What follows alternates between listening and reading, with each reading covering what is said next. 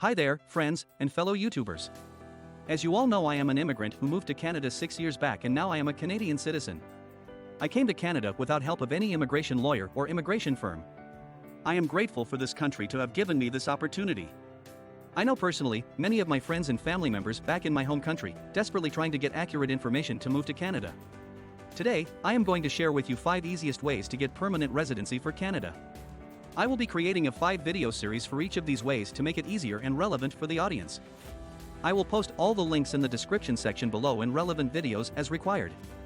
Please make sure you watch the entire video series, as some of the ways will be cross-linking with each other and you might miss important pointers. Just a reminder, I am not an immigration lawyer or do not represent immigration firm. So do not respond to any comment thinking it is me, it is not me. Now that I have this out of the way. Without further ado, let's get started.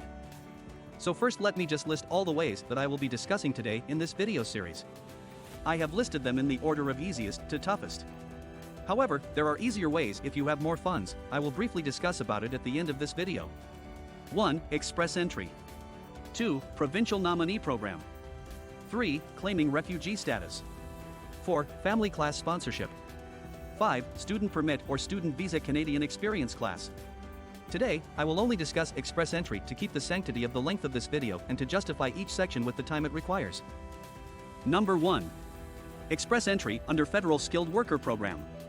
This is supposed to be the most efficient, cost-effective, and direct ways to get permanent residency of Canada. This is a point-based system and you're pooled into the system of all the applicants across the world. This uses percentile-based ranking, and your ranking in the pool depends on 3 things. Size of draw as per Canadian government. Highest starting point in the pool. Your personal comprehensive ranking system score, mostly known as CRS. Unfortunately, the only thing you have under your control is your CRS score. But before we get to that, you need to check if you qualify to create a profile. You are allotted points based on your skills and experiences. Your overall point will determine your qualification. Next, skills assessed are as follows. 1. Language skills, English or French, maximum 28 points.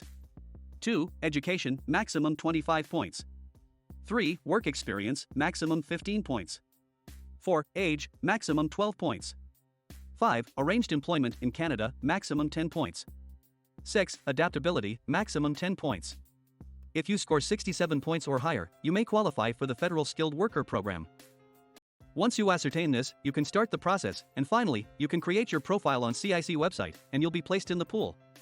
Once you're in the pool, your profile will be ranked as per comprehensive ranking system. Your CRS score depend on following out of total 600 points or 1,200 in other cases, which we don't need to discuss here. Your language skills, maximum 128 points if married and 136 if unmarried. Minimum IELTS or equivalent testing score for English or French. You need to score 6 band in each of the communication skills, that is, speaking, listening, reading, speaking and writing.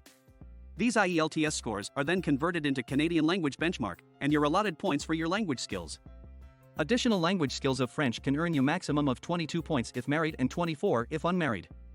In my opinion, you should get this out of the way before starting an application, as I know of many people who have completed their entire process but are unable to get the desired score in IELTS, and hence all their time, effort and resources are misplaced.